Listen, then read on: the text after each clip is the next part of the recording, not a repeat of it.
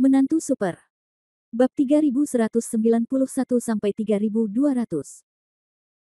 Bab 3191, menghadiri perjamuan. Tanpa banyak bicara, Xia Wei segera melepaskan perisai energinya dan mulai bertarung dengan tergesa-gesa. Lagi pula, siapapun yang berani menggunakan energinya bahkan setelah mengetahui identitas Han Sanqian dan lainnya jelas memiliki banyak latar belakang. Tapi ketika semua orang, termasuk Han Sanqian, hendak mengambil tindakan, alis ketiga orang itu mengerutkan kening. Apakah kamu sakit? Han Sanqian memelototi Trenggiling. Jelas sekali, orang ini adalah pelakunya. Sial, kalian sudah lama bergumul di dalam. Aku tidak tahan menunggu di luar lagi. Apa salahnya mendesakku? Bukankah itu mungkin? Trenggiling secara alami ingin tahu apa yang sedang terjadi, jadi setelah menunggu untuk sementara, orang ini tanganku murahan. Namun, sebelum Han Sanqian bisa mengatakan apapun, mata Trenggiling yang kejam telah mencari mereka bertiga dari awal sampai akhir. Ketika dia melihat air mata di mata Xiao Chunhua, dia mengikutinya dengan lebih tidak hati-hati. Memindai dengan panik. Xiao Chunhua begitu terpesona melihat pria ini sehingga dia menoleh sedikit ke samping, tidak ingin melihatnya sama sekali.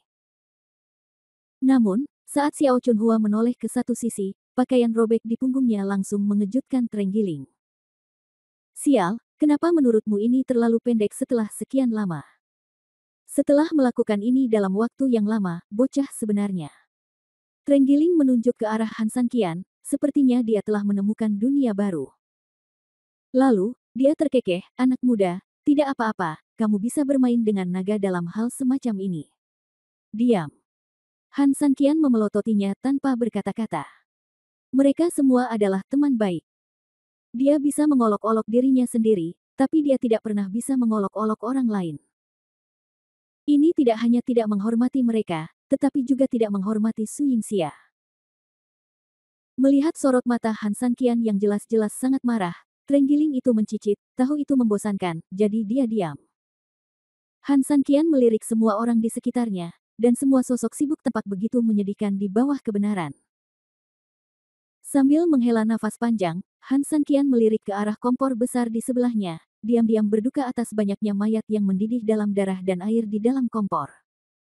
Setelah beberapa saat, Han Sanqian mengangkat matanya dan menatap keempat orang, pergilah kembali. Bar. Sudah hampir waktunya untuk kembali dan istirahat. Aku harus menghadiri jamuan makan nanti. Mereka berempat mengangguk dan mengikuti langkah Han Sanqian dalam perjalanan pulang.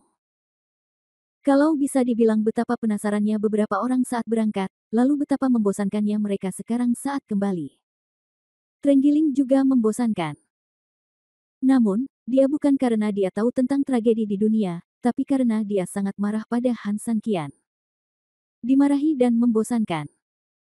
Setelah kembali ke rumah dan menutup pintu, Xia Wei membantu Han Sanqian duduk di tempat tidur, sementara dan sederhana. Kemudian dia ragu-ragu untuk waktu yang lama, mendapatkan keberanian, tersipu, dan menggunakan tangannya yang halus untuk menggantikan Han.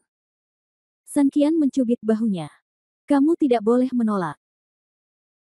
Melihat Han Sanqian mengulurkan tangan untuk menghentikannya, Xia Wei merasa sangat kecewa tetapi masih berhasil menahan diri dan memarahi Han Sanqian sambil tersenyum, aku tidak memikirkanmu, aku hanya ingin menggosokkannya untukmu. Lagi pula, kami masih harus mengandalkanmu untuk mengalahkan kami. Jangan salah paham. Mendengar perkataan Xia Wei, Han Sanqian mengangguk dan tidak lagi menolak. Ngomong-ngomong, saudara Sanqian, karena kita sudah mengetahui situasi di sini, bagaimana kalau jamuan makan nanti? Melihat Han Sanqian tidak lagi menghentikannya, Xia Wei hanya senang, tetapi setelah memikirkan tentang jamuan makannya, dia menjadi khawatir lagi. Han Sanqian tidak berkata apa-apa dan menutup matanya untuk beristirahat. Dia tidak tahu seperti apa masa depan nanti, jadi wajar saja dia tidak mau memikirkannya. Ketika saatnya tiba, semuanya akan datang dengan sendirinya. Banyak berpikir sekarang hanya membuang-buang waktu dan kekhawatiran. Melihat Han Sanqian menutup matanya dan tertidur, Xia Wei tidak menginginkan jawabannya lagi, jadi dia diam-diam menghentikan suaranya dan menurunkan intensitasnya. Yang lain juga melakukan urusannya sendiri, istirahat sejenak dan memikirkan apa yang ingin mereka pikirkan. Waktu berlalu cepat. Saat beberapa orang sedang menikmati momen kedamaian yang jarang terjadi, tiba-tiba terdengar beberapa hembusan angin sepoi-sepoi di luar rumah. Meski suaranya sangat pelan, semua orang yang hadir membuka mata hampir bersamaan. Saudara Sanqian, sepertinya orang yang menjemputmu telah tiba, bisik Xia Wei pelan. Han Sanqian mengangguk, bangkit dan berjalan cepat menuju rumah. Lalu, dia langsung membuka pintu. Seperti yang diharapkan, sebuah bangku sudah berdiri di sana. Bab 3192 Wanita Menawan. Bangku itu terbungkus udara hitam, berwarna abu-abu putih, sangat indah dan penuh energi jahat. Terdapat 2 buah tongkat pengangkat di bagian depan dan belakang kursi, namun saat ini tidak ada seorang pun di sekitar tongkat pengangkat tersebut. Kelima orang itu saling memandang, merasa sedikit takut dan sedikit baru. Tamu yang bermartabat, 3 jam telah tiba, dan keluarga budak ada di sini khusus untuk menjemputmu. Segera setelah dia selesai berbicara, sehelai sutra merah jatuh dari langit, berputar sedikit dan dikelilingi oleh kelopak bunga, seperti makhluk abadi yang turun ke bumi. Detik berikutnya, sutra merah jatuh ke atas kursi, ketika jatuh seluruhnya, seorang wanita juga muncul di bangku. Dia duduk bersila, kakinya panjang dan putih, celananya bukan celana, dan roknya bukan rok, tapi sampai ke atas pahanya, panas sekali. Di bagian atas kakinya, dia mengenakan pakaian merah, awet muda dan seksi, dan dengan kulit seputih salju, dia tampak seperti peri. Wajahnya dingin, tapi fitur wajahnya sangat indah, dan sepasang mata rubah menghiasi kecantikannya yang seperti gunung es dengan godaan yang tak terbatas. Jika Han Sanqian diminta menggambarkan penampilannya. Kalau begitu, petarung di Xiaoshan pasti yang paling cocok untuknya. Terlepas dari temperamen atau penampilannya, dia memenuhi batas ini. Hong Luan. Melihat wanita ini, Xiao Chunhua berbisik hampir tanpa sadar. Hong Luan. Xia Wei sedikit mengernyit. Xiao Chunhua tersenyum, tapi senyumannya begitu dingin dan menghina, wanita tercantik di kota hantu Moyun. Mendengar penjelasan tersebut, Xia Wei tidak ragu lagi, penampilannya memang layak menduduki peringkat nomor 1 di kota itu. Namun, Xia Wei sama sekali tidak memiliki kesan yang baik terhadap wanita ini, dia begitu menawan bahkan membuat wanita merasa sangat tidak nyaman. Ini cukup indah. Bagi Trenggiling, melihat sesuatu berada pada tingkatan lain, atau dengan kata lain tidak ada tingkatan sama sekali, hanya permukaan saja. Haha, pernahkah kamu mendengar bahwa semakin cantik seorang wanita, semakin berbahaya dia? Lelaki tua itu terkekeh. Trenggiling mencibir dan tidak menganggapnya serius, kamu memfitnah wanita cantik. Menurut apa yang kamu katakan, meskipun dia cantik, dia tidak bisa dibandingkan dengan Xia Wei kita. Tapi aku belum pernah melihat betapa cantiknya Xia Wei kita. Adalah. Itu berbahaya, bukan? Setelah mengatakan itu, orang ini juga mengarahkan pandangannya pada Xia Wei, mencoba mendapatkan jawaban dari Xia Wei. Xia Wei bingung. Meskipun Trenggiling memujinya, dia tidak menganggap apa yang dikatakan Trenggiling itu benar. Ada banyak jenis kecantikan. Nona Xia Wei penuh dengan roh peri, tetapi wanita itu penuh pesona. Tentu saja, mereka tidak bisa dibandingkan, kata lelaki tua itu sambil tersenyum pahit. Semuanya salah, kata Trenggiling tidak yakin. Apakah itu bengkok atau tidak, apa hubungannya denganmu? Apakah kami di sini untuk mengundangmu? Jika tidak, kamu pergi. Han Sanqian tertawa pelan. Aku. Orang ini segera diblokir dan tidak dapat berbicara. Kecantikan secara alami merupakan suatu berkah, namun juga bergantung pada lingkungan. Di dunia yang mengerikan ini, keindahan tidak bisa menjadi berkah tetapi seringkali menjadi kutukan, seperti halnya bunga kecil di musim semi. Ada banyak orang di sini yang ingin memanfaatkan Anda, tetapi tanpa batasan moral atau hukum, yang tersisa tentu saja segala macam perampokan. Jika ini bukan bencana, apalagi yang bisa terjadi? Jika dia ingin bertahan dalam situasi ini, bahkan Xiao Chunhua memiliki beberapa metode yang sulit dibandingkan dengan orang lain, apalagi wanita di depannya. Tidak berlebihan jika dikatakan ular dan kalajengking. Xiao Chunhua melirik Han Sanqian dan menambahkan dengan lembut, dia tidak sederhana, jadi berhati-hatilah. Han Sanqian mengangguk, mengangkat matanya dan menatap wanita itu bagus untukmu. Setelah mengatakan ini, dia berdiri dan berjalan menuju bangku cadangan. Namun wanita itu tersenyum, berdiri sedikit, menyerahkan kursinya, membungkuk hormat di samping bangku, dan berkata sambil tersenyum, "Panggil saja saya Nujia Hongluan." Setelah selesai berbicara, dia mencoba mendukung Han Sanqian dan membantunya duduk. Han Sanqian mengangkat tangannya sedikit, tanpa melakukan kontak apapun dengannya, lalu berdiri dan berjalan ke tempat duduknya. "Tidak perlu mendukungku, aku belum setua itu." Dalam satu kalimat, dia tidak hanya menemukan alasan yang masuk akal, tetapi juga menghilangkan kontak dengannya. Hong Luan memang sedikit terkejut, namun dalam sekejap dia kembali ke penampilan aslinya dan tersenyum lembut. "Kalau begitu ayo berangkat." Han Sanqian mengangguk dan menatap Trenggiling dengan lembut, jelas menyuruhnya untuk memperhatikan keselamatan. Jika ada yang tidak beres, dunia bawah tanah ini pada dasarnya seperti ikan di air bagi Trenggiling, jadi secara alami merupakan tempat yang paling cocok. Setidaknya ada ruang untuk melarikan diri sementara. Hong Luan tersenyum, melambaikan satu tangan sedikit, dan bangku dengan Han Sanqian mengikutinya dan terbang keluar, perlahan lepas landas.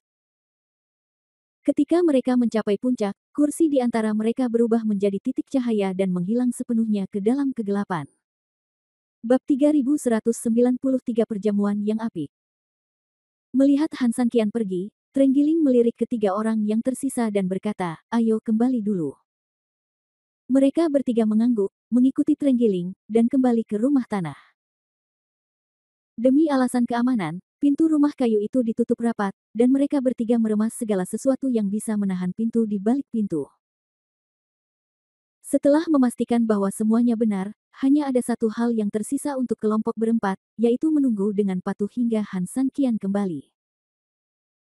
Pada saat ini, Han Sanqian, saat titik cahaya menghilang, ketika dia tiba-tiba membuka matanya lagi, dia telah kembali ke tanah dari tanah. Meski tidak ada yang mengangkat bangku itu tetap terbang di udara, luan merah melayang di depannya, sungguh indah. Namun, Han Sanqian tentu saja tidak punya waktu untuk melihat, bukan hanya karena dia tidak tertarik pada wanita lain, tapi juga karena Han Sanqian sedang sibuk merasakan kondisi tubuhnya saat ini. Yang membuat Han Sanqian sedikit kecewa adalah sudah hampir 3 jam berlalu, meski arus hangat di tubuhnya memang mengalir, namun tidak deras. Ini seharusnya yang diperingatkan siaran pada dirinya sendiri sebelum pergi. Anda tidak dapat menggunakan benda ini terlalu banyak, karena efeknya akan menurun setiap saat, dan jumlah yang dibutuhkan akan meningkat pesat. Sama seperti ketika seseorang meminum obat dalam waktu lama untuk mengobati suatu penyakit, tubuh akan selalu mengembangkan resistensi obat yang sesuai. Muram. Han Sanqian menghela nafas panjang, dan ketika dia melihat ke belakang, dia melihat bangku yang dikemudikan oleh Hong Luan sudah melihat ke arah kota, dan kemudian perlahan berhenti di depan sebuah rumah tua. Rumah tua itu memang bobrok, namun masih bisa dianggap sebagai rumah besar di kota hantu Moyun yang hancur ini. Setidaknya, secara keseluruhan relatif lengkap, dan meski gayanya sudah tua, keagungannya masih sulit terungkap. Di gerbang, dua wanita berdiri di sana. Keduanya merendahkan diri, masing-masing mengenakan pakaian berwarna merah muda, pakaiannya tidak terlalu bagus, tapi sendirian mereka sudah mencolok. Embun. Segala sesuatu yang harus dilihat dapat dilihat, dan apa yang tidak boleh dilihat hampir mulai terlihat. "Tamu yang terhormat, silakan masuk." Melihat kedatangan Han Sanqian, tubuh kedua wanita itu menjadi semakin bungkuk, dan tentu saja mereka semakin siap untuk keluar. Han Sanqian hanya melihat ke pintu, hampir tidak menyipitkan mata. Setelah turun dari bangku, dia perlahan berjalan ke rumah tua di bawah bimbingan Hong Luan. Begitu dia memasuki rumah, Han Sanqian tertegun di tempat, matanya penuh keterkejutan. Seluruh rumahnya indah, dan segala sesuatunya tampak ditempa dengan batu giok yang sangat indah dan emas kelas atas. Dari atas ke bawah, bahkan tatahan di sudut-sudutnya pun terbuat dari emas. Han Sanqian benar-benar terpana. Kekayaan yang berlebihan ini bahkan tidak sebanding dengan berbagai tempat kaya yang pernah dilihatnya. Bahkan dalam imajinasinya, sama sekali tidak ada kemewahan seperti itu. Kuncinya adalah tempat mewah seperti itu terletak di kota hantu Moyun yang sepi dan hampir hancur. Perbedaan keduanya bahkan tidak bisa dikatakan perbedaan yang besar, bisa dikatakan sangat ironis. Betapa terpencilnya di luar, betapa mewahnya tempat ini. Hah, hah. Hampir pada saat yang sama, saat Han Sanqian masuk, dua lampu lilin menyala dengan tepat di depan aula mirip istana. Saking mewahnya hingga nyaris membuat orang tergila-gila, bahkan dua lilin di atas meja tersebut sebenarnya terbuat dari bubuk emas.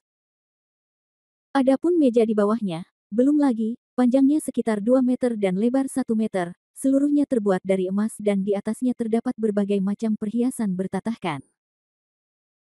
Adapun benda ini, jika Anda memotong sudut manapun, itu mungkin akan menjadi tumpukan besar emas tebal dan bertatahkan permata yang tak terhitung jumlahnya.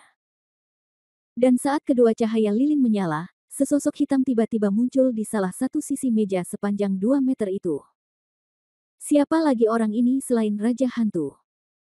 Melihat Han Sanqian, dia mengangkat tangannya sedikit dan bertepuk tangan, "Selamat datang." Hong Luan juga tersenyum tipis, tersenyum pada Han Sanqian, dan mempersilakan Han Sanqian untuk duduk. Meskipun meja emasnya besar, hanya ada 2 kursi. Saat Han Sanqian berdiri, Hong Luan mendorong kursi itu sedikit dan menunggu Han Sanqian duduk. Dia tidak pergi, tetapi berdiri dengan patuh di samping Han Sanqian. Di samping, Raja Hantu juga duduk sebentar, melirik Han Sanqian, dan tersenyum, "Saya benar-benar minta maaf karena membuat tamu terhormat menunggu 3 jam lagi, tapi saya yakin Anda akan merasakan manfaatnya setelah membacanya." Setelah mengatakan ini, Raja Hantu bertepuk tangan sedikit, dan kemudian, suara langkah kaki di sisi aula dengan cepat datang dari jauh ke dekat, berjalan menuju sisi ini. Bab 3194 Anda ingin memenangkan saya. Han Sanqian melihat sekeliling dan melihat sekelompok gadis berpakaian indah berjalan perlahan dalam barisan. Hampir setiap dari mereka memegang nampan di tangannya yang ditutupi kain merah. Mereka berhenti sekitar 2 meter di depan meja dan berbaris. Ketika mereka melihat Han Sanqian, mereka semua menundukkan kepala dan tersenyum lembut, yang dianggap menyapa. Han Sanqian memandangi gadis-gadis ini. Mereka semua muda dan penuh vitalitas. Meskipun seperti Xiao Chunhua, kulit mereka tidak begitu bagus, fitur wajah mereka sangat halus, dan mata indah mereka juga menawan. Tidaklah berlebihan untuk mengatakan bahwa gadis-gadis ini, yang berjumlah 10 orang, pasti termasuk wanita cantik kelas 1, belum lagi di kota hantu Moyun, bahkan di Nakahara. Han tidak tahu apa yang sedang dilakukan Raja Hantu, kata Han Sanqian. Raja Hantu tidak berkata apa-apa. Setelah melihat-lihat, ke-10 gadis itu segera membuka kain merah di nampan di tangan mereka. Saat kain merah terbuka, isi piring 10 orang terlihat sepenuhnya oleh mata Han Sanqian. Ada beberapa perhiasan aneh yang belum pernah dilihat Han Sanqian, dan ada juga beberapa rumput suci dan tanaman abadi yang belum pernah dia lihat sebelumnya. Meskipun dia tidak bisa mengenali penampilannya, dia bisa melihatnya sekilas dari kilauan cahayanya, dan dia tahu bahwa mereka luar biasa. Bisakah ini menyenangkan mata para tamu terhormat? Dia tersenyum lembut. Han Sanqian tersenyum tipis dan berkata dengan sopan, bagaimana hal-hal dari Raja Hantu bisa menjadi biasa. Merupakan berkah dalam hidup bagi Han untuk cukup beruntung melihatnya. Karena Anda sopan kepada saya, Anda tidak boleh bersikap kasar saat menelepon saya 3.000. Bagus kalau tamu terhormat itu puas. Namun, sepertinya tamu terhormat itu belum selesai menjawab pertanyaanku. Raja Hantu tersenyum lembut, dan botol anggur di atas meja emas panjang di depannya juga perlahan-lahan naik ke atas angin, dan mengisi Han Sanqian. Lalu diisi lagi untuk Guizun. Mendengar kata-katanya, Han Sanqian mengerutkan kening. Belum selesai menjawab pertanyaan. Sepertinya kemungkinan seperti itu tidak ada. Namun, tak lama kemudian, Han Sanqian tiba-tiba memikirkan sesuatu, dan pupil matanya terbuka sedikit, apa yang dikatakan Raja Hantu. Haha, dalam hidup, entah itu iblis atau manusia, yang mereka kejar pada akhirnya tidak lebih dari 3 hal, kekayaan, kekuasaan, dan seks. Apakah itu kekayaan atau kekuasaan, tujuan utamanya adalah seks. Mendengar ini, Han Sanqian secara kasar memahami segalanya dan tersenyum lembut, jadi, inilah alasan mendasar mengapa Hong Luan datang menjemputku. Mendengar ini, Raja Hantu tertawa keras, pahlawan muda, Sepertinya dia tidak mengandalkan semangat kepahlawanannya, tetapi lebih mengandalkan ini. Raja Hantu menunjuk ke kepalanya, dan jelas sekali bahwa reaksi Han Sanqian membuatnya sangat puas. Hong Luan adalah wanita tercantik di kota hantu saya, dan dia adalah harta tertinggi di kota. Adapun 10 orang ini, yang paling terkenal di kota hantu adalah Mei Shi.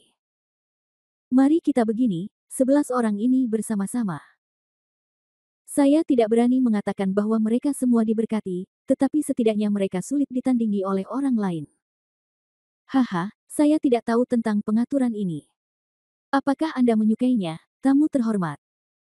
Setelah mengatakan itu, Raja Hantu terkekeh dan menatap Han Sanqian. Han Sanqian tersenyum tipis dan melihat ke arah anggur yang dituangkan di atas meja, warnanya semerah darah, dia tidak tahu apakah itu benar-benar terbuat dari darah orang yang terbunuh. Dia tidak minum, tetapi melihat ke gelas anggur dan menjawab, Gui Zun dan saya adalah orang asing. Gui Zun menawarkan segala jenis harta karun, bahan-bahan terkenal, dan wanita cantik. Saya khawatir Han tidak akan cukup beruntung untuk meminumnya. Menerimanya, kan? Dari semua hal di dunia, cinta adalah hal yang paling berharga. Di hadapan cinta, uang hanyalah sesuatu di luar tubuh. Jika Anda tidak membawanya dalam hidup, Anda tidak akan membawanya dalam hidup Anda. Kematian. Mengenai keindahan ini, haha, bukankah ada pepatah yang berlaku baik? Wanita itu seperti pakaian, dan saudara laki-laki adalah saudara. Di depan saudara, kecantikan bukanlah apa-apa, Tuan Hantu tersenyum acuh tak acuh. Han Sanqian mengerutkan kening, Han mendengarnya dengan benar, Raja Hantu ingin bersaudara dengan Han. Han Sanqian tidak hanya merasa salah dengar, tetapi dia bahkan ingin tertawa sedikit. Dia tidak pernah menutupi wajahnya tetapi ingin bertemu dengan saudaranya untuk memujanya. Jika Anda ingin mengatakan bahwa dia tidak tahu, kecuali dia bodoh. Kue itu tidak akan pernah jatuh ke dunia, dan kalaupun jatuh, itu hanya akan membunuh mereka yang menunggu kue itu. Saudara Han, silakan merasa bebas. Baiklah, kalau begitu saya akan jujur dan tidak menceritakan kisah rahasia. Setelah mengatakan ini, Raja Hantu menepuk meja dengan ringan dan berbicara dengan keras. Bab 3195 inilah aku. Semua orang tahu bahwa mereka yang datang ke kota hantu awan iblis kita sudah mati tetapi tidak hidup, tidak peduli mereka lewat atau apapun, tapi kamu. Raja Hantu berkata dengan nada, memandang Han Sanqian dan mencibir, kamu adalah pengecualian. Aku tidak hanya ingin kamu hidup, tapi juga hidup lebih baik dari siapapun. Di kota hantu Moyun, saya yang tertinggi, dan Anda berada di bawah saya sendiri dan di atas 10.000 orang.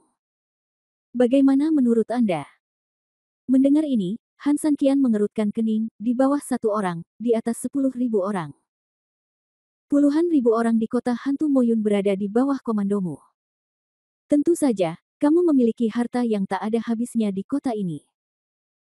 Pada saat yang sama, 11 keindahan ini tidak hanya diberikan kepadamu, tetapi juga istana yang megah ini. Aku sudah memilihkan nama untukmu, sebut saja dia Dewa Perang. Bagaimana menurutmu? Han Sanqian tersenyum tipis, dia sangat bijaksana, dia bahkan memikirkan nama istana untuk dirinya sendiri. Lagi pula, jika kamu melihat keindahan di kota ini saat kamu melihatnya, kamu bisa bermain dengannya. Bagaimana dengan itu? Kondisinya memang bagus, Han Sanqian tersenyum dan mengangguk. Jika kamu mengikutiku, secara alami kamu akan menikmati kemuliaan dan kekayaan yang tak ada habisnya. Sejujurnya, aku tahu dengan jelas dari setiap gerakanmu setelah memasuki kota. Kamu sangat berani. Kamu benar-benar berani menyakiti anak buahku. Jika itu sebuah orang biasa, kamu pasti sudah dipotong-potong. Namun, seorang raja mudah ditemukan, tetapi seorang jenderal yang baik sulit ditemukan. Saya sangat menyukai gerakan Anda. Oleh karena itu, saya yakin jika Anda datang membantu saya akan menjadi lebih kuat. Han Sanqian mengangguk lagi. Sekarang dia akhirnya mengerti mengapa orang ini tidak membantu Gu Hai melampiaskan amarahnya di dunia bawah tanah, melainkan mengambil nyawa Gu Hai. Ternyata dia sendiri yang harus menjadi premannya. Sesuatu yang menarik. Ayo, minumlah cawan ini. Mulai hari ini, Kamu dan aku adalah saudara-saudaraku. Aku adalah raja dari kota hantu awan iblis ini. Tentu saja, kamu juga akan menjadi wakil raja dari hantu awan iblis ini, jenderal yang memerintah kota hantu awan iblis. Dunia. Setelah mengatakan ini, Guizun mengangkat gelas anggurnya dengan penuh semangat dan hendak bersulang untuk Han San Qian. Hong Luan juga sangat bijaksana dan meletakkan gelas anggur Han San Qian di depan tangan kiri Han San Qian. Sayangnya, Han San Qian mengangkat tangannya, tetapi bukan tangan kirinya yang dia angkat untuk menerima gelas itu. Sebaliknya, dia dengan lembut memblokirnya dengan tangan kanannya. Gelas anggur Ghost Lord. Saudaraku, apa maksudnya ini? Melihat Han San Qian menghalangi jalan, Guizun sedikit bingung, tapi ekspresinya mulai terlihat sedikit salah. Karena jelas dia sudah menebak secara kasar apa yang dimaksud Han San Qian. Bukankah sudah kubilang? Tidak ada imbalan tanpa imbalan. Han San Qian tersenyum lembut, aku pergi ke kota bumi merah hanya karena aku ingin bergegas ke kota tulang terbakar sesegera mungkin, jadi aku tidak melakukannya berencana untuk tinggal di sini. Jadi kalau soal mencari teman, Tuan Hantu, tentu saja kamu bisa berteman, tapi aku tidak akan tinggal di sini. Setelah Han San Qian selesai berbicara, dia berdiri, memberi hormat, dan bersiap untuk pergi. Nama belakangnya adalah Han. Di belakangnya, Hong Luan tiba-tiba berteriak dengan dingin, tuanku memintamu menjadi jenderal karena dia sangat menghargaimu. Tahukah kamu berapa banyak orang yang datang ke kota hantu awan setan ini, apalagi bertanya untuk posisi resmi? Apakah Anda mencoba bertahan, apakah itu semua hanya omong kosong? Tuhan memperlakukanmu seperti ini, beraninya kamu tidak berterima kasih. Ketika Han San Qian mendengar kata-kata itu, dia berhenti sedikit, tetapi dia tidak takut sama sekali, malah tersenyum dan berkata, kami tidak setuju satu sama lain jika kami berbeda cara. Sialan, teriak Hong Luan dengan marah. Tepat ketika dia hendak mengambil tindakan, Han San Qian tiba-tiba berbalik dan melihat ke arah Hong Luan. Untuk sesaat, Hong Luan begitu ketakutan hingga tidak berani bergerak. Ya, Han San Qian tidak mengambil tindakan apapun, tetapi matanya yang acuh tak acuh mengandung aura pembunuh yang hampir mencekik. Melihat dia berhenti berbicara, Han San Qian menarik pandangannya, berbalik dan pergi lagi. Teman. Pada saat ini, Raja Hantu, yang selama ini diam, tiba-tiba berbicara dengan lembut. Han San Qian berhenti lagi, menunggu kata-katanya. Di kotaku, selalu hanya ada dua jenis orang, baik musuh atau rakyat kita sendiri.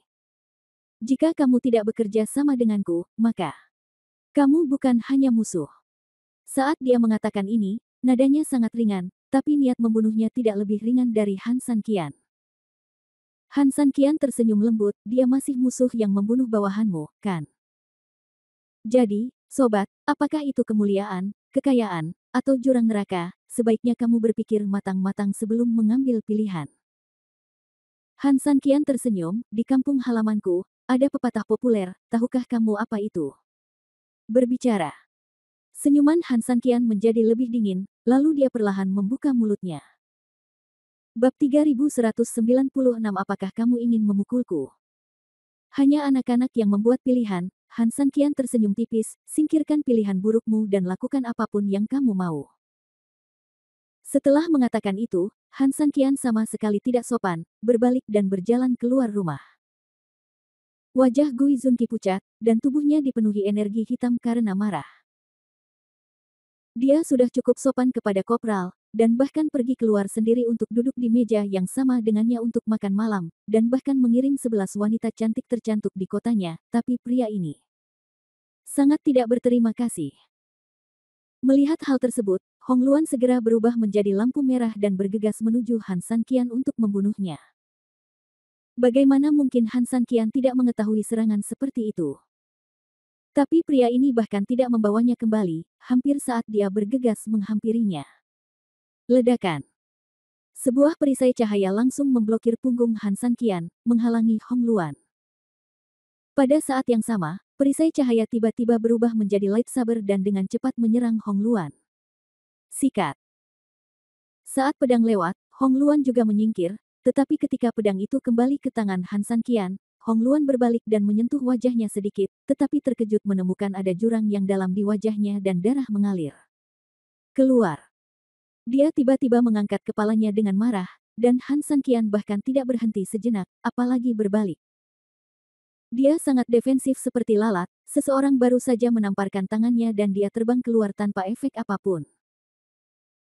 Kemarahan karena dihina, ditambah dengan keterkejutan batin, adalah gambaran sebenarnya dari psikologi Hong Luan saat ini. Dia tidak mau dianiaya seperti ini, tapi dia juga takut jika dia bertindak gegabah lagi, hal itu hanya akan menimbulkan konsekuensi yang lebih buruk. Melihat kembali ke arah Guizun, Guizun telah mengepalkan tinjunya, jelas dia sangat marah saat ini. Namun, dia tidak mengatakan apa-apa, dan Hong Luan juga memilih untuk menutupi lukanya sedikit untuk menunjukkan bahwa dia terluka dan tidak mampu bertarung. Berjalan keluar dari ruang belakang emas, kedua pelayan itu tidak berkata apa-apa, dan buru-buru mundur ke dalam kamar, lalu dengan lembut menutup pintu yang berat itu. Ledakan. Dengan suara keras, pintu tertutup, dan dunia di luar tiba-tiba menjadi sunyi senyap. Senyuman muncul di bibir Han Sanqian, dia menggelengkan kepalanya tak berdaya, berdiri dan berjalan beberapa langkah menuju jalan panjang di luar rumah, lalu dia berhenti dan tidak berjalan lebih jauh. Sepertinya dia sedang menunggu sesuatu. Semuanya, ini sudah larut dan hari mulai gelap. Tidak ada gunanya bersembunyi lagi. Han Sanqian berbicara dengan lembut, dan pedang panjang yang berubah menjadi tongkat hitam kecil di tangannya diangkat dengan lembut olehnya. Dalam pertarungan dengan Hong Luan barusan, Han Sanqian jelas tidak menggunakan kekuatan aslinya, melainkan hanya menggunakan tongkat hitam kecil untuk bertahan dan menyerang. Ia tidak hanya mempertahankan kekuatannya sendiri, tetapi juga lebih baik dalam menyelesaikan serangan fatal. Melawan orang-orang ini jelas merupakan pilihan terbaik. Wow! Gemerincing. Lah. Hampir di saat yang bersamaan, berbagai suara kecil datang dari sekitar rumah kuno itu, dan kemudian, sesosok tubuh perlahan keluar dari kegelapan ke segala arah. Kemudian, semakin banyak, semakin banyak. Hingga lebih dari 10 detik kemudian, dengan Guwu dan Han Sanqian sebagai pusatnya, area sekitarnya hampir dipenuhi kerumunan orang. Masing-masing dari orang-orang ini terlihat aneh, tetapi seperti manusia beruang dan manusia babi yang asli, masing-masing sekuat lembu, dan tinggi badan mereka hampir beberapa kali lipat ukuran Han Sanqian. Hampir semua orang-orang ini bersenjatakan senjata dan sangat tangguh, jika dilihat sekilas pasti mudah untuk diacau. Han Sanqian mengangkat matanya sedikit, melihat sekeliling, menggelengkan kepalanya tanpa daya dan tersenyum pahit, kamu benar-benar menganggapku tinggi. Ada 1000 orang di sekitar. Belum lagi Han Sanqian sekarang, bahkan Han Sanqian di masa jayanya pun mau tidak mau mengerutkan kening. Bagaimanapun, kelompok orang ini bukanlah orang baik dalam hal ukuran atau kekuatan, jadi tentu saja mereka tampak sangat menakutkan dalam jumlah sebanyak itu. Namun, hal ini juga diharapkan oleh Han Sanqian. Jika tempat ini benar-benar tidak memiliki keahlian apapun, bagaimana bisa begitu banyak orang yang mencoba lewat sini berakhir mati, hanya tersisa tulang dan hantu. Nama belakangnya adalah Han. Pada saat yang hampir bersamaan, di atap rumah kuno, Raja Hantu sudah berdiri di sana. Dia merendahkan dan dengan dingin menyapa Han Sanqian. Ini terakhir kalinya aku bertanya padamu, surga atau neraka, apakah kamu benar-benar sudah menentukan pilihanmu? Surga. Neraka. Siapa yang memutuskan? Han Sanqian tersenyum, lalu mengangkat pedangnya sedikit dan menyelipkannya dengan lembut di tangannya. Darah segera mengikuti luka dan jatuh ke tubuh pedang sedikit demi sedikit. Han Sanqian dia mengangkat matanya dengan dingin. Artinya sangat jelas.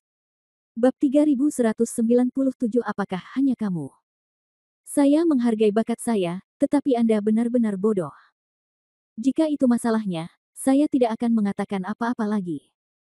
Begitu kata-kata itu keluar, bayangan itu menghilang. Orang-orang aneh jangkung di sekitarnya juga mulai bergerak dan menarik senjata mereka, dengan ekspresi dingin di wajah mereka, dan perlahan mendekati Han Sanqian. Terserah kamu. Han Sanqian melirik pedang di tangannya, dan detik berikutnya, tubuhnya berubah menjadi cahaya dingin dan berlari langsung ke arah kerumunan. Hampir segera setelah dia keluar, pedang panjang yang diubah dari tongkat hitam kecil itu juga melayang di udara dan menyerang ke arah yang berlawanan dengan Han Sanqian. Satu orang dan satu pedang, satu bayangan dan satu cahaya, seperti perawan saat diam, dan seperti kelinci saat bergerak. Meski kerumunan di sekitar mereka sudah bersiap, mereka masih merasa sedikit tergesa-gesa saat dihadapkan pada serangan mendadak oleh satu orang dan satu pedang. Pasukan yang semula cukup tertib, seperti legiun, datang dengan satu orang dan satu pedang, dan ketertiban langsung diganggu dalam sekejap, apalagi dalam jarak beberapa meter dari barisan depan, pasukan berada dalam kekacauan dan kekacauan. Beberapa orang memblokir tempat kejadian tanpa mengetahui apa yang terjadi, sementara yang lain sudah terlempar ke belakang karena dampaknya, dan beberapa bahkan kehilangan nyawa tanpa mengetahui alasannya. Han Sanqian seperti ini di sini, tapi pedang hitam kecil di sana sangat ganas. Seolah-olah dikendalikan oleh hantu dan dewa, ia berspesialisasi dalam mengiris leher orang. Banyak orang bahkan tidak melihat bayangannya, tetapi lehernya sudah sakit. Saat mereka mengulurkan tangan dan menyentuhnya, bayangan itu penuh dengan darah. Mereka hanya bisa menelannya. Yang terakhir dengan keengganan. Nada. Kekuatan pedang manusia tidak dapat dihentikan. Namun, ketak terbendungan ini bukannya tak terkalahkan dalam arti sebenarnya, seiring berjalannya waktu, keunggulan taktik laut manusia jelas mulai terlihat. Terutama di pihak Han Sanqian, kecepatan yang sangat cepat menjadi semakin lambat seiring dengan menyusutnya pengepungan, dan begitu dia melambat, dia harus menahan pukulan gila dari segala arah. Hal ini tidak hanya menghabiskan kekuatan fisiknya, tetapi juga memaksanya berada dalam situasi putus asa. Melihat kembali ke sisi lain, meskipun tongkat hitam kecil itu berani, setelah penyerbuan, kelompok tersebut mulai belajar menahan serangan tanpa pandang bulu, dan keunggulan absolut mereka mulai perlahan-lahan terkikis. Kini, situasi tersebut harus dipecahkan. Harapan untuk memecahkan situasi ini hanya bergantung pada Han Sanqian sendiri. Memikirkan hal ini, Han Sanqian menangkis serangan di sebelahnya dan kemudian dengan lembut merasakan tubuhnya. Tepat. Han Sanqian tidak bisa menahan kegembiraannya. Setelah menunggu lebih dari 3 jam, segel bumi akhirnya mulai menghilang. Ini juga berarti bahwa Han Sanqian pada dasarnya dapat mengerahkan seluruh kekuatannya saat ini. Hari ini, tinggalkan tempat ini untukku, dan juga demi jiwa-jiwa tak berdosa yang telah meninggal.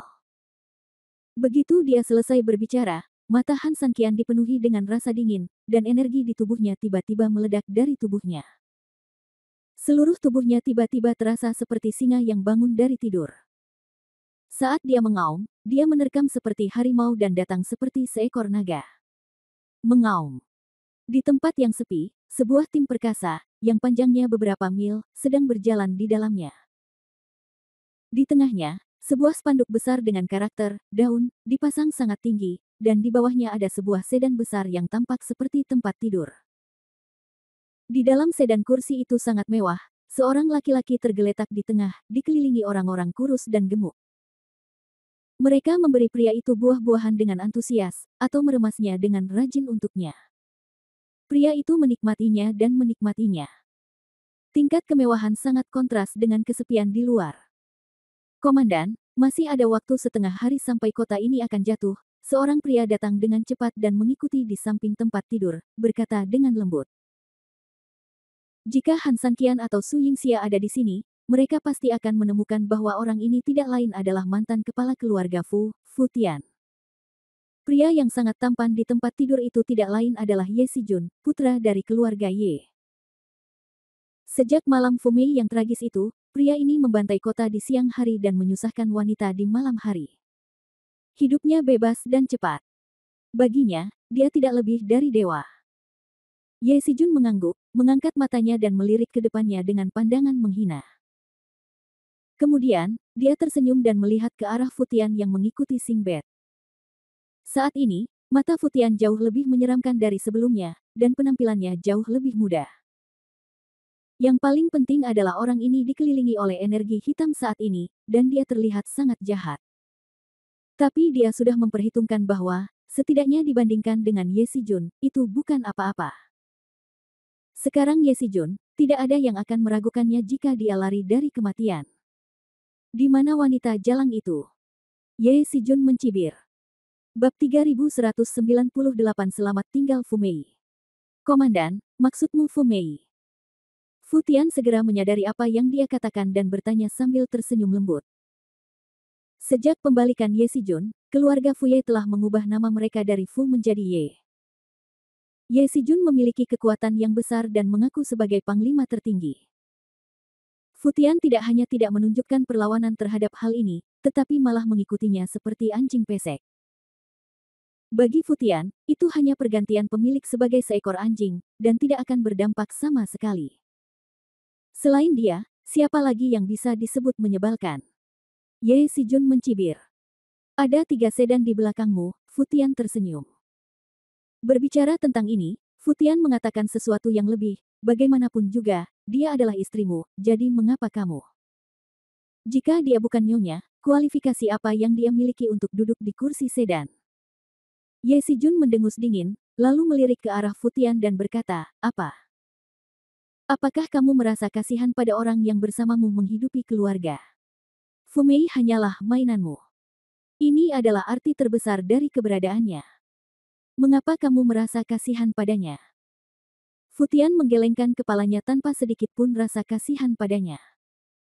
Fu Tian hanya penasaran kenapa kamu tetap mempertahankan gelar istri komandannya, tapi memberitahunya. Pada titik ini, Fu Tian tidak melanjutkan. Karena setidaknya hingga saat ini, pengalaman Fu Mei belum bisa dikatakan sebagai sepatu rusak, namun sama sekali tidak mampu membantu orang. Bahkan di negeri setan yang biadab ini, kehidupan Fu Mei tidak pernah damai. Ye Sijun masih menangkap beberapa iblis kuat setiap hari dan memaksa mereka untuk mempermalukan Fu Mei.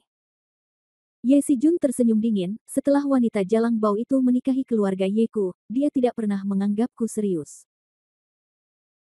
Bajingan itu, pertama Han San Qian, dan kemudian Ye Gucheng, karena dia terlalu memikirkan pria di luar, maka bukankah lebih baik jika aku memuaskannya? Adapun posisinya sebagai istri, aku akan mempertahankannya selamanya. Aku tidak akan membiarkan dia kehilangan posisi ini sepenuhnya sampai Han San Qian berlutut di depanku. Saat itulah dia menyadari betapa butanya dia, dan saat itulah dia menyadari betapa bodohnya dia tidak tahu bagaimana menghargainya dan memusatkan perhatian pada pria lain ketika dia memiliki kesempatan untuk mencapai puncak wanita. Mendengar suara dingin Ye Sijun, Fu Tian mengangguk, dan di saat yang sama, dia diam-diam terkejut dengan metode balas dendam Ye Sijun. Membunuh orang dan membunuh orang tidak lebih dari itu. Sangat disayangkan Fu Mei berakhir dalam situasi yang menyedihkan. Poin ini memang kesalahan Fu Mei. Baik itu Ye Gucheng atau Han San Qian, tidak peduli seberapa mampu dia, selalu ada kesenjangan besar dibandingkan dengan panglima tertinggi. Itu emas, memang berkilau, tapi kamu adalah batu giok. Cahaya unikmu hanya akan bersinar pada saat-saat paling kritis. Bagaimana kamu bisa membandingkan keduanya? Fu Tian tersenyum. Suatu hari, dia dan 2 orang lainnya akan menyerah di kaki komandanmu, mengibaskan ekornya dan memohon belas kasihan, tidak berbeda dengan anjing liar itu. Mendengar kata-kata Fu Tian, Ye Sijun sangat senang dan tertawa terbahak-bahak, ayo, hari ini semakin dekat. Saya mendengar dari ayah saya bahwa Han San Qian telah berada di negeri setan selama beberapa hari. Di mana Han San Qian sekarang? Tanya Fu Tian. Ye Sijun tersenyum lembut, meskipun negeri iblis terletak di ujung utara, namun juga sangat luas. Saya tidak tahu di mana dia berada, tapi dia tidak boleh secepat Anda dan saya. Fu Tian memahami hal ini, Fu Tian tersenyum dan mengangguk. Oke, ayo lanjutkan. Ye Sijun tersenyum, saatnya bersantai dan bersenang-senang saat kita sampai di Luosheng. Fu Tian mengangguk, melambaikan tangannya, dan pasukannya terus bergerak maju. Saat ini, di dalam kota hantu Moyun. Dengan beberapa suara, tada, Hong Luan berjalan cepat menuju Guizun yang sedang dengan santai menyesap anggur di atas meja emas dengan kakinya yang panjang. Anggur itu seperti darah, dan saya tidak tahu apakah itu darah atau anggur singkatnya, Guizun minum dengan sangat bebas. Melihat Hong Luan mendekat, Guizun meletakkan gelas anggurnya, mengangkat kepalanya dengan lembut dan menatap lurus ke depan, menunggu laporannya. Hong Luan berlutut dan berkata dengan penuh hormat, saya telah melihat Raja Hantu. Apakah kamu sudah bertarung di luar selama setengah jam? Raja Hantu sangat tenang. Ia cukup percaya diri dengan bawahannya, meski belakangan ini ada beberapa. Tapi unta kurus jauh lebih besar dari kuda. Ya, cedera anak itu seharusnya hampir selesai, kan? Raja Hantu terkekeh, mengambil gelas anggur, dan ingin minum lagi. Hong Luan ragu-ragu sejenak dan akhirnya berbicara, anak itu. Dia masih. Katakan, kata Raja Hantu dengan tenang. Tampaknya bocah itu lebih kuat dari yang dia duga, dan dia tidak terlalu memikirkannya. Namun, meski cederanya tidak fatal, setidaknya tidak serius. Ini semua masih dalam toleransi saya. Dia masih normal, tapi separuh dari orang-orang kita tewas atau terluka. Mendengar ini, Guizun membeku di udara dengan tangannya memegang gelas anggur. Bab 3199 bagaimana ini bisa terjadi? Bentak. Gelas anggur itu jatuh ke tanah dan meledak berkeping-keping. Tangan Guizun masih di udara, memegang cangkir.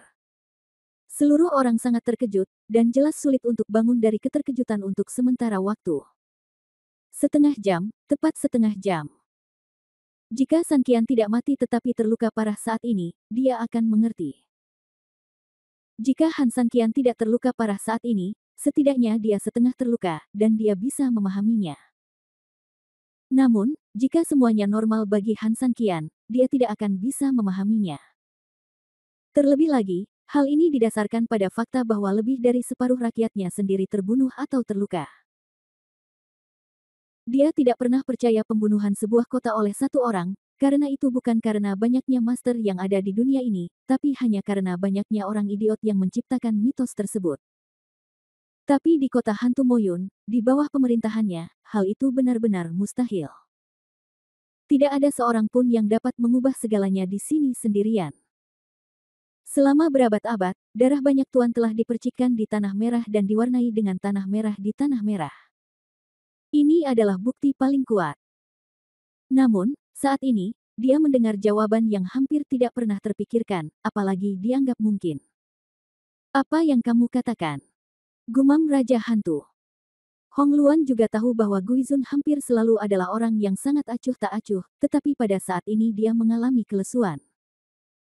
Dia tidak berani menjawab, tetapi dia harus menjawab, meskipun ada ribuan orang di sekitar pria itu. Tapi dia hanya mengandalkan dirinya sendiri dan pedang panjang di tangannya untuk memisahkan orang-orang kita menjadi dua kelompok. Pada awalnya, pihak Chang Jian menyerang dengan ganas, sementara pihaknya secara bertahap mengalami pengepungan yang ketat. Kemudian, saat orang-orang kami secara bertahap menjadi akrab satu sama lain dan menstabilkan pikiran mereka, kedua belah pihak ditekan lebih parah lagi. Melihat bahwa situasinya telah diselesaikan, tiba-tiba, tubuhnya bersinar terang, seolah-olah dewa turun dari surga. Serangannya tiba-tiba meningkat. Situasi aslinya yang stabil tiba-tiba dilemparkan ke dalam kekacauan olehnya, dan bahkan sesuatu, kata Raja Hantu kembali. Kami bahkan mundur dengan mantap, dan banyak orang kami yang dipenggal di tempat. Setengah jam pertarungan bukanlah melawannya, melainkan dibantai secara sepihak olehnya. Pembantaian. Ini adalah kata yang sudah lama tidak dikenal, tetapi juga merupakan kata yang sangat familiar. Sebab, hanya masyarakat kota hantu Moyun yang selalu membantai secara brutal orang-orang yang lewat, dan tidak pernah ada yang mampu melakukan hal sebaliknya terhadap mereka. Tuan, jika Anda tidak mengirim beberapa orang, saya khawatir orang-orang kami tidak akan dapat bertahan lebih lama lagi. Meskipun Hong Luan tidak dapat mengatakan ini, demi situasi keseluruhan, dia harus menggigit peluru dan katakan itu. Penguatan. Raja Hantu tertegun. Kemudian, dia melirik pecahan gelas anggur di tanah dan tetap diam. Kamu masih punya kartu as, bukan? Bisik Hong Luan. Meskipun dia sendiri tahu bahwa kartu truf itu adalah kartu truf Guizun, itu juga memiliki arti dan efek yang lebih besar. Tapi saat ini, pria itu begitu sombong sehingga dia tidak punya pilihan selain menggunakannya. 1 menit, 2 menit, bahkan 5 menit. Raja Hantu masih tidak berbicara, tepat ketika Hong Luan mau tidak mau ingin berbicara lagi, tiba-tiba, lebih dari selusin bayangan hantu tiba-tiba jatuh dari atap. Setelah itu, bayangan gelap mengikuti dari dekat. Saya telah melihat Tuhan. Sosok gelap itu adalah orang pertama yang melaporkan situasi ketika 3.000 orang dari Jepang dan Korea Selatan memasuki kota. Mengapa kamu di sini? Raja Hantu mengangkat kepalanya dan menatap bayangan hitam. Yang mulia, ada tamu yang datang. Apakah para tamu ada di sini? Raja Hantu sedikit ragu. Ketika tamu di kota itu mengganggunya, mengapa tamu lain tiba-tiba muncul? Wei Hao. Aku tidak tahu, tapi aku tidak masuk dari selatan, tapi dari inti ujung utara. Setelah mengatakan ini, dia melihat kembali ke selusin sosok hitam di belakangnya. Lusinan bayangan hitam langsung berubah menjadi sesuatu seperti layar hari itu, dan sesosok tubuh perlahan muncul di sana. Apakah itu dia? Raja Hantu mengerutkan kening. Bab 3200 tamu tak diundang. Hong Luan berbalik dan melihat seorang pria di dalam gambar. Dia tampak kasar dan tampak luar biasa pada pandangan pertama. Tubuhnya penuh otot dan dia penuh kekuatan. Dia berjalan seperti tuan yang datang ke dunia, dengan keberanian manusia super. Namun, meski memiliki sosok yang mirip dengan orang-orang di kota tersebut, namun penampilannya tidak setingkat jika dibandingkan. Setidaknya, jika dia disebut biasa, maka orang-orang di kota itu hanyalah sekelompok hantu dan monster jelek. Namun, orang ini sangat asing, dan sepertinya dia belum pernah melihatnya sebelumnya. Dia telah mengikuti Ghost Lord selama beberapa waktu, tapi dia belum pernah melihat orang seperti itu. Dia ingin bertanya, tapi dia memilih untuk diam. Bagaimanapun, aturan bertahan hidup yang pertama dan terpenting di sini adalah memahami posisi Anda sendiri. Apa yang dia lakukan di sini? Raja Hantu sedikit mengernyit. Hong Luan tidak berbicara, hanya diam menjadi penontonnya. Namun, satu hal yang dia yakini adalah pria ini bukanlah orang biasa. Ini tidak ada hubungannya dengan penampilannya, tapi sepenuhnya karena tempat dan arah asalnya. Hanya ada dua pintu masuk ke Tanah Merah. Satu dari selatan, dari kota Yuming, menuju ke inti utara jauh. Di sisi lain, secara alami, inti utara jauh mengarah ke selatan ke kota Yuming. Pihak lain jelas berasal dari daerah itu dan sendirian.